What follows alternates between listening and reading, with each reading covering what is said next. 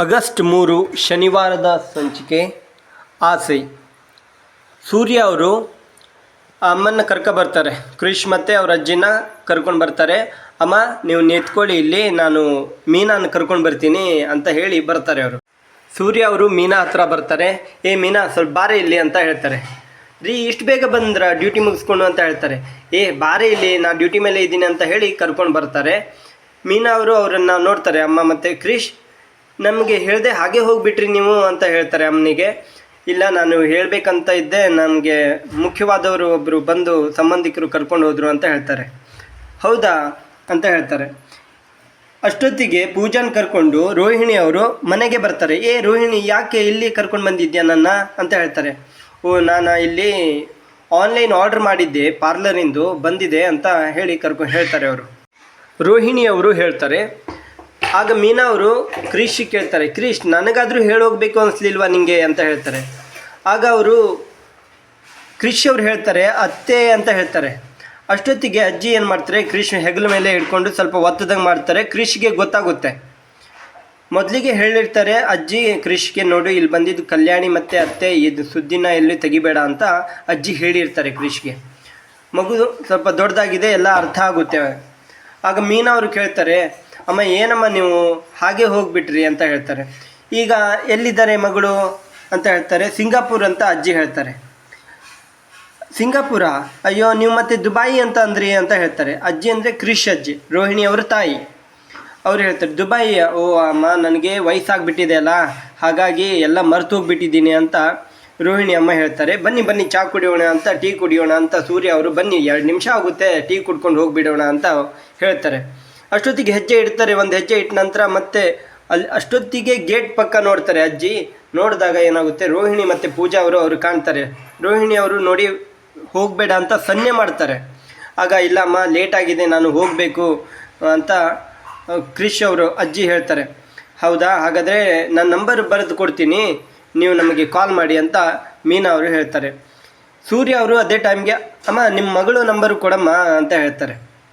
ಆವಾಗ ರೋಹಿಣಿ ಅವರು ತಾಯಿ ಹೇಳ್ತಾರೆ, ಮೊಬೈಲ್ ಹಾಳಾಗಿದೆ, ನನಗೆ ಮೊಬೈಲ್ ಸರಿ ಆದಮೇಲೆ ಕಾಲ್ ಮಾಡಿ ನಂಬರ್ ಕೊಡ್ತೀನಿ ಅಂತ ಹೇಳ್ತಾರೆ. ಹಾಂ ಸರಿ ಸರಿ ಅಂತ ಹೇಳ್ತಾರೆ. ಇಲ್ಲಿ ಪೂಜಾ ಅವರು ರೋಹಿಣಿಗೆ ಏನೇ ಎಲ್ಲ ಹೇಳ್ಕೊಟ್ಬಿಡ್ತಾರ ಏನೋ ಅಂತ ಹೇಳ್ತಾರೆ. ಇಲ್ಲೇ ಪಕ್ಕದ ರೂಮಲ್ಲೇ ಇದ್ಕೊಂಡು ನಿನ್ನ ನಂಬರ್ ಕೇಳ್ತಾ ಇದ್ದಾರಲ್ಲಿ ಅಂತ ಹೇಳ್ತಾಳೆ ಪೂಜಾ. ಅಯ್ಯೋ, ಕಲ್ಯತ್ತಾಕ್ ಬಿಡ್ತೀನಿ ನಿನ್ನ ಮೇಲೆ ಅಂತ ರೋಹಿಣಿ ಅವರು ಹೇಳ್ತಾರೆ. ಆಗ ಸರಿ ಅಮ್ಮ, ನಾನು ಬಿಟ್ಟು ಬರ್ತೀನಿ ಅಂತ ಬರ್ತಾರೆ ರೋಹಿಣಿ ಅವರು. ಆಮೇಲೆ ಪೂಜಾ ಅವರು ರೂಮಿಗೆ ಬರ್ತಾರೆ, ಅಂದರೆ ಮನೆಗೆ ಒಳಗಡೆ ಬರ್ತಾರೆ. ಒಳಗಡೆ ಬಂದು ಮಾತಾಡ್ತಾರೆ. ರೋಹಿಣಿ, ನಿನ್ನ ಮಗ ಏನು ಚಿಕ್ಕವನಲ್ಲ, ಅವನು ಯಾಕೆ ಸುಮ್ಮನಿದ್ದ ಅಂತ ಸ್ವಲ್ಪ ನೀನು ತಿಳ್ಕೊ. ಅವನಿಗೆ ಎಲ್ಲ ಅರ್ಥ ಆಗುತ್ತೆ, ಎಲ್ಲ ಗೊತ್ತಾಗ್ತಾ ಇದೆ, ಅವನು ದೊಡ್ಡವನಾಗ್ತಾ ಇದ್ದಾನೆ ಅಂತ ಹೇಳ್ತಾರೆ ಪೂಜಾ ಅವರು. ರೋಹಿಣಿ ಅವರು ಪೂಜಾ ಅವ್ರಿಗೆ ಹೇಳ್ತಾರೆ, ಮೀನಾ ಸೂರ್ಯ ಇಬ್ಬರು ಸೇರಿಕೊಂಡು ನನ್ನ ತಾಯಿನ ದೂರ ಮಾಡ್ತಾ ಇದ್ದಾರೆ ಅಂತ ರೋಹಿಣಿ ಅವರು ಹೇಳ್ತಾರೆ. ಆಗ ಪೂಜಾ ಹೇಳ್ತಾರೆ, ನೋಡು ಸೂರ್ಯ ಮೀನಾ ನಿನ್ನನ್ನು ದೂರ ಮಾಡ್ತಾ ಇಲ್ಲ, ನೀನೇ ದೂರ ಆಗ್ತಾ ಇದೆಯಾ ಅಂತ ಪೂಜಾ ಅವರು ರೋಹಿಣಿಗೆ ಹೇಳ್ತಾರೆ. ಅಷ್ಟೊತ್ತಿಗೆ ಅವರಿದ್ದ ರೂಮಿಗೆ ಶಾಂತಿ ಅವರು ಬರ್ತಾರೆ. ಪೂಜಾ ಮತ್ತು ರೋಹಿಣಿ ಅವ್ರನ್ನ ನೋಡಿ ಅವರು ಖುಷಿ ಪಡ್ತಾರೆ. ನನಗೆ ಬಹಳ ಖುಷಿ ಆಯಿತು, ನಿನ್ನ ಮತ್ತು ಪೂಜಾನ ನೋಡಿದರೆ ನನ್ನ ಮತ್ತು ನನ್ನ ಫ್ರೆಂಡ್ ಕಸ್ತೂರಿ ಅವರು ನೆನಪು ಬರ್ತಾರೆ. ನೀವು ಯಾವಾಗಲೂ ಹೀಗೇ ಇರ್ತೀರ, ನೀವು ವಯಸ್ಸಾದ್ಮೇಲೂ ಹೀಗೇ ಇರ್ತೀರ ಅಂತ ಶಾಂತಿಯವರು ಹೇಳ್ತಾರೆ.